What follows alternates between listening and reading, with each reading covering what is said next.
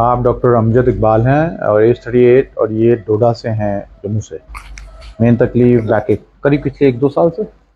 हाँ जी सर। 1-2 साल से था जी। और ये करीब पिछले 1.5 महीने से ज़्यादा पड़ गया। 1.5 महीने से बहुत ज़्यादा थी sir. Severe shooting pain, back से होता हुआ हील तक, classical S1 radiculopathy.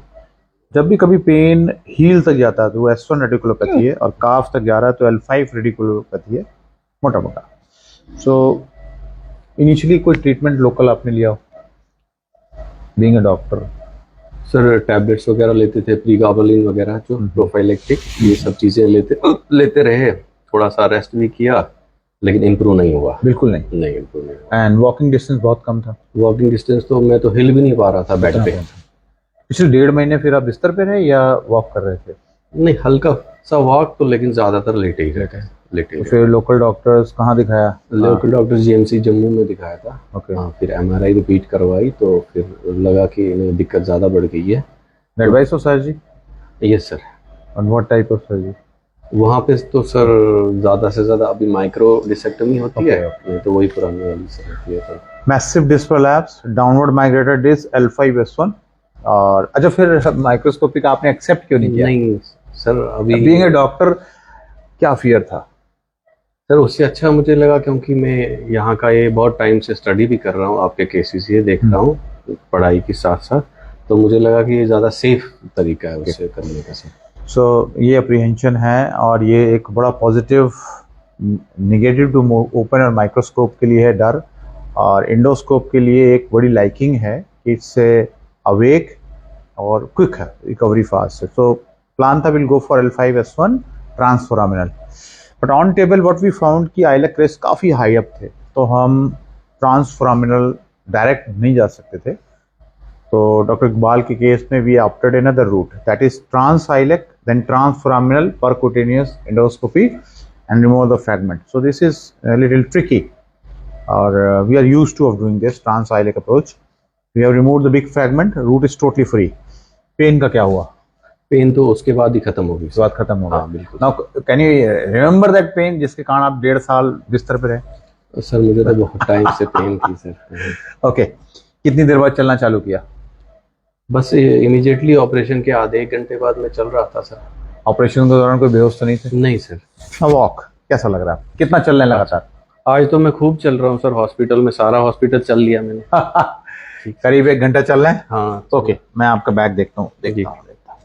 So this approach is a trans-iliac transforaminal approach. Now you see, it is almost invisible scar, which will be almost invisible after even 4 weeks. आज ये 3rd day है, Saturday मैंने किया था, आज ये plan कर रहे हैं जाने का। I'll show you the MRI. MRI is very interesting. This is extruded disc. This is a very big fragment. This is lying here. और एक्सियल में देखेंगे, so it's all is. This all is a fragment. This all is a fragment. So we went trans-iliac, transforaminal, and removal of the fragment. So this is a very good case, and trans-iliac is now is a routine surgery with us.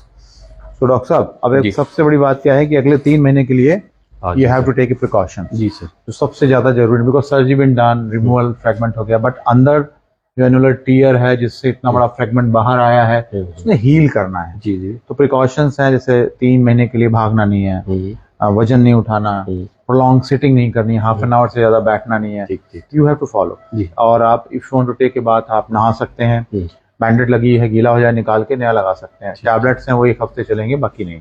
और overall आप मतलब fit हैं as for physique is concern, आप overweight नहीं है, तो ऐसे patients में चांसेस ऑफ रिकरेंस बहुत कम होता है।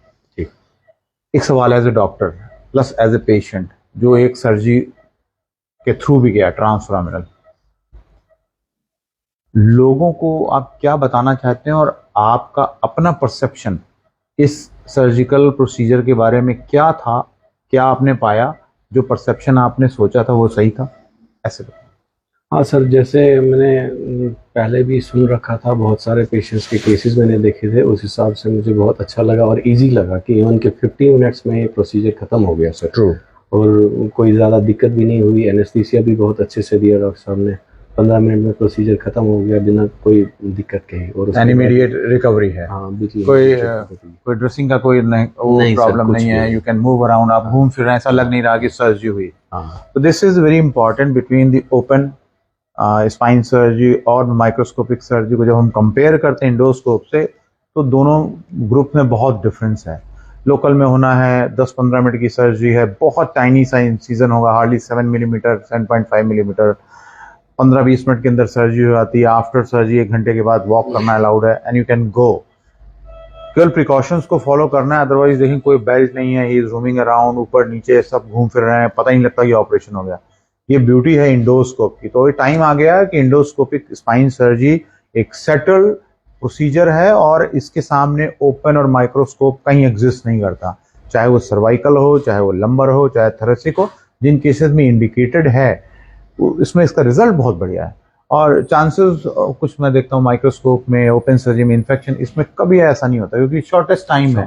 ओपन कुछ भी नहीं है, केवल एक स्किन में इंसिजन है, बाकी सारा क्लोज सिस्टम में हो रहा है। तो this is one of the few best surgical approaches. और उन केसेस में जिसमें आइलेट रिस्क काफी हाई है L5-S1 में, तो for us it's a routine trans iliac transforaminal disc surgery. तो that's the end and thank you so much. Thank you sir. मैं आपके साथ एक फोटो खींचना